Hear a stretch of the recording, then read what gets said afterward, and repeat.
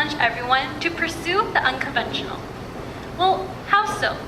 Well, the idea is that the unconventional is not something that's scary, irregular, unorthodox, that's just reserved for the daredevils or the most extroverted individuals of the world.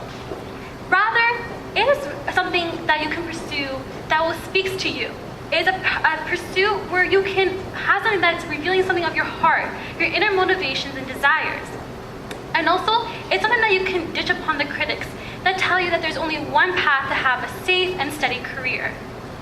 But when we look back to that and just put it a step behind, it really comes down to just understanding a few questions before we delve into it. And the first is to understand, where do you see yourself in your career right now? Next, are you on the right path? And where is this path leading you to? Well, I unknowingly went through these three questions while I was pursuing my undergrad at School of Business between my second and third year. And during this time, I had a very safe route where for as long as I could remember, I wanted to pursue an accounting designation and just really thrive upon that. But it almost seemed unnatural to me because I always felt like I was a very creative person and I didn't just want to limit myself between going from point A to point B. And I credited that to something that I call my millennialness. Because a lot of people might think, what is millennialness? And some people can say that we're millennials and we go against norms because we're lazy, we're demanding, we're naive, and highly avocado-eating enthusiasts. But to me, the millennialness that was within me, and still is, of course, is the fact that we are curious, that we are creative, and compassionate. Of course, also avocado-eating enthusiasts. But overall, this was really something that described ourselves as unconventionalists in an already unconventional world. So when I think back to that time where I was just finishing my internship at a Big Four firm, what really started this unconventional road was the fact that I wasn't really doing anything in the accounting work. I was actually exposed and had the great flexibility with the team members that I was working with to pursue something in marketing.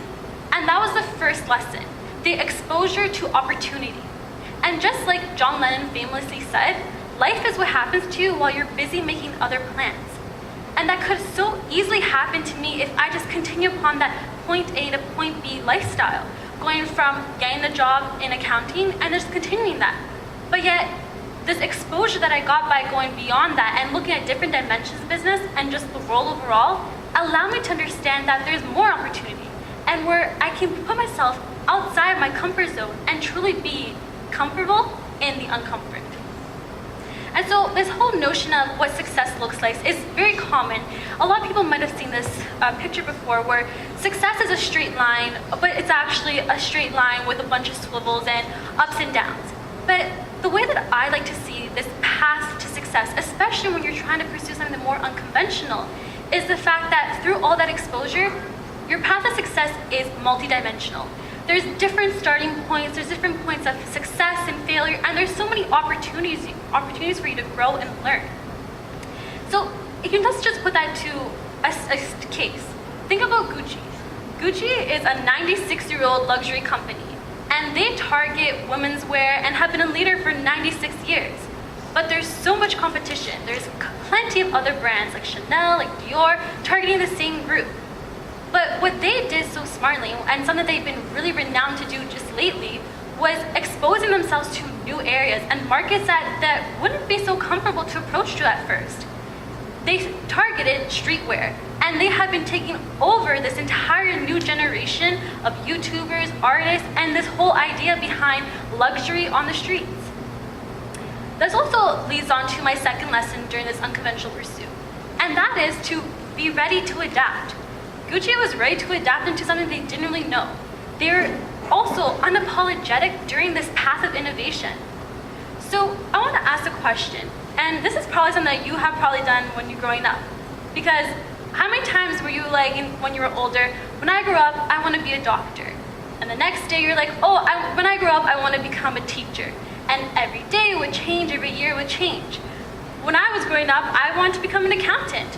But why is it that this thought process stopped right when I entered high school and university, after I didn't really think about it? Well, this is what commonly happens. But But as a millennial, and understanding that I do have the innovative thinking, the creativity, and the problem solving, there's many more career opportunities that came during that whole time that I didn't really consider about. I mean, today some people might be thinking, when I grow up, I want to become an AI specialist. Or when I grow up, I want to become a social media influencer. These are all jobs that weren't really known back before. And so what this really comes down to is that if you're not failing every now and again, it's a sign that you're not really doing anything about innovating yourself. And so look at some of the biggest companies in the world today. A lot of these didn't really exist 10 to 15 years ago. And that just goes back to the message that a lot of the jobs today and tomorrow are being invented every single minute. And it's not just now, but it's also history. Henry Ford famously said, if I had asked people what they wanted, they would have just wanted a faster horse. So it really comes down back to this question of, do you know what job you want right now? And is that job something that you want in a year from now? Is it the same job that you want 5 to 10 to 20 years later as well? This whole idea and notion of going into a job for the next 30 years is not really the reality as of today. And so being able to expose yourself from right from the beginning, being able to not just leave it for your education to pursue something and leave something that's unconventional and having the adaptability is all part of the learning process. Which leads to the third lesson, and that's to not rush and value authenticity. So life's a marathon, not a sprint. So that sprint shouldn't just end between the first time you get an internship and you go on to a job. Rather, it's an opportunity, especially at a young age, to understand that you don't have to rush to become the next Mark Zuckerberg or the next Elon Musk, but rather you can truly value the authenticity that you're able to explore during this really essential time, where you have the opportunity of self-exploration to learn new languages. And it's not just languages like French, Spanish, Mandarin, but it's languages like coding and C++, Java, and on. And it goes really beyond everything that is what's so gone in a strict day-to-day basis of education. And so the common phase of taking the path less traveled by is truly representative of this whole notion of the unconventional road. And although we live in a world where it's so easy to follow this mentality of following people around on YouTube, following them on Instagram, sometimes we need to click the unfollow button. Yes, it's great to take their inspiration, their guidance, but it's also important to know where you can make your own impact and where you can actually take a path that you are cultivating and creating. I was able to do that based on all the experiences and learn that through various experiences. Starting off at the accounting firm, learning about so many different, from so many different people, the interpersonal and the intrapersonal, going on to a new feature of social entrepreneurship, where I competed in a social enterprise competition, the largest in the world, where we actually selected out of huge odds of 200,000 students as one of the top 6 finalists. And through this entire journey, we were actually able to create a plan that was able to pursue something that we desired, and not a detailed plan, but one that we were exposed to, one that we were able to adapt within, and one that we were actually able to find our authentic selves.